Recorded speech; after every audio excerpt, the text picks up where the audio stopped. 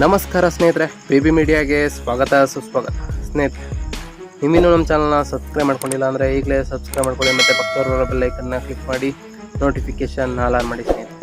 ವಿಡಿಯೋನ ಆದಷ್ಟು ಕೊನೆ ತನಕ ನೋಡೋದಕ್ಕೆ ಟ್ರೈ ಮಾಡಿ ಸ್ನೇಹಿತರೆ, ಯಾಕೆಂದರೆ ಸ್ಕಿಪ್ ಮಾಡ್ತಾ ನೋಡ್ತು ಅಂದರೆ ಇನ್ಫಾರ್ಮೇಷನ್ ಅಷ್ಟು ಅರ್ಥ ಆಗೋಲ್ಲ ಅಂತ ಹೇಳ್ತಾ ಇವತ್ತಿನ ಒಂದು ವಿಡಿಯೋದಲ್ಲಿ ಏನಂದರೆ ಸ್ನೇಹಿತರೆ, ರಾಜ್ಯ ಸರ್ಕಾರ ಮೊದಲನೇ ಕಂತಿನ ಬರ ಪರಿಹಾರ ಹಣವಾದ 2,000 ರೂಗಳನ್ನು ರೈತರ ಖಾತೆಗೆ ನೇರವಾಗಿ ವರ್ಗಾವಣೆ ಮಾಡಲಾಗಿದೆ ಸ್ನೇಹಿತರೆ. ಕೇಂದ್ರ ಸರ್ಕಾರದಿಂದ ಬರ ಪರಿಹಾರಕ್ಕೆ ಅನುಮೋದನೆಯನ್ನು ನೀಡಲಾಗಿದ್ದು, ಕೇಂದ್ರ ಸರ್ಕಾರದಿಂದ ಬಂದಿರುವ ಈ ಪರಿಹಾರ ಯಾರಿಗೆ ಸಿಗುತ್ತೆ ಅನ್ನೋದ್ರ ಬಗ್ಗೆ ಇವತ್ತಿನ ಒಂದು ವಿಡಿಯೋದಲ್ಲಿ ತಿಳ್ಕೊಳ್ತಾ ಹೋಗ್ತೀರಾ. ರಾಜ್ಯದ ಸುಮಾರು 34 ಲಕ್ಷ ರೈತರಿಗೆ DBT ಮೂಲಕ ಹಿಂದಿನಿಂದಲೇ ಬೆಳೆ ಪರಿಹಾರ ನಷ್ಟ ಹಣವನ್ನು ವಿತರಿಸಲಾಗುತ್ತಿದೆ. ಇನ್ನು 3 ರಿಂದ 4 ದಿನಗಳಲ್ಲಿ ಎಲ್ಲ ರೈತರಿಗೆ ಬೆಳೆ ನಷ್ಟ ಪರಿಹಾರವನ್ನು ಜಮಾ ಮಾಡಲಾಗುತ್ತೆ ಎಂದು ಹೇಳಿದ್ದಾರೆ.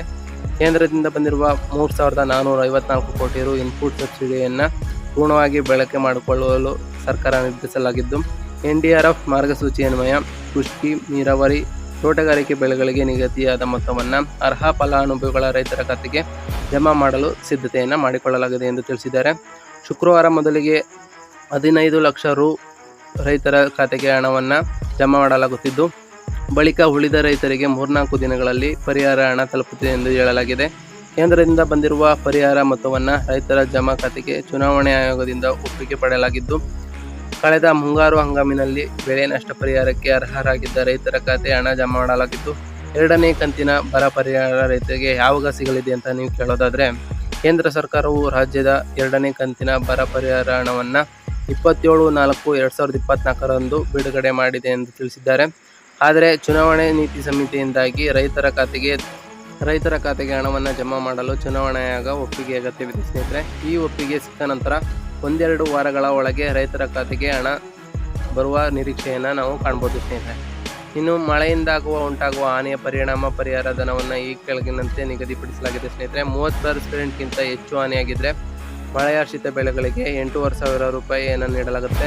ನೀರಾವರಿ ಬೆಳೆಗಳಿಗೆ 17,000 ನೀಡಲಾಗುತ್ತೆ. ಬಹುವಾರ್ಷಿಕ ಬೆಳೆಗಳಿಗೆ 22,500 ಪ್ರತಿ ಬೆಲೆಯನ್ನು ನೀಡಲಾಗಿದೆ ಸ್ನೇಹಿತರೆ. ಈ 2ನೇ ಕಂತಿನ ಹಣವನ್ನು ಸಂಬಂಧಪಟ್ಟ ಇಲಾಖೆಯಿಂದ ಬಿಡುಗಡೆ ಮಾಡಲಾಗಿದೆ ಎಂದು ತಿಳಿಸಿದ್ದಾರೆ. ಕರ್ನಾಟಕ ಬರ ಪರಿಹಾರ ಪಟ್ಟಿ 2024 ಹೇಗೆ ಪರಿಶೀಲಿಸಬಹುದು ಅಂತ ಕೇಳೋದಾದರೆ, ಕರ್ನಾಟಕ ಸರ್ಕಾರವು 2023-24ನೇ ಸಾಲಿನ ಬರ ಪರಿಹಾರ ಹಣವನ್ನು ರೈತರ ಬ್ಯಾಂಕ್ ಖಾತೆಗಳಿಗೆ ನೇರವಾಗಿ ವರ್ಗಾವಣೆ ಮಾಡಿದೆ.